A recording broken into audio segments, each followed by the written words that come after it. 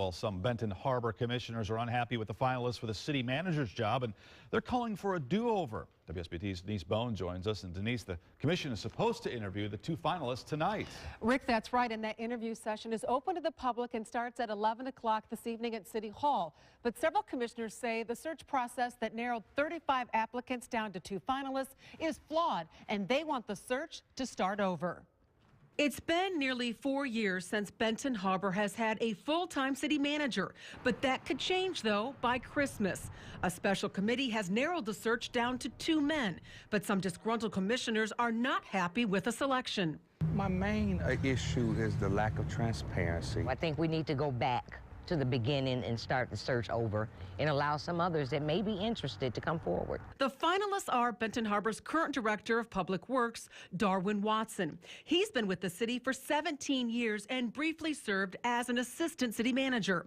The other candidate is Patrick McAtee, a 30-year veteran of Chicago's Metro rail system as senior director of real estate planning and development.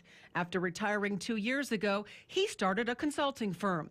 Several commissioners feel neither man has the experience to run the city. To have two candidates with no managerial experience as a city manager, I think is the very last option for Benton Harbor. I guess my thoughts on Mr. Watson would be no. In the past, Benton Harbor has not had a hard time finding a city manager, but keeping one. In the last 20 years, they've had 17 people fill the position. Many of them were let go before their contracts expired. Most of them then turned around and sued the city and won. That's why this particular decision is so important, because we don't want to perpetuate the turnover rate. However, the final decision on who becomes the next city manager does not lie with the commission, but instead the emergency manager, and that's not sitting well either. The state of Michigan is going to do what they sent a dictator in here to do. That's what I feel personally. And I don't think it's fair because it goes totally against democracy and what it stands for.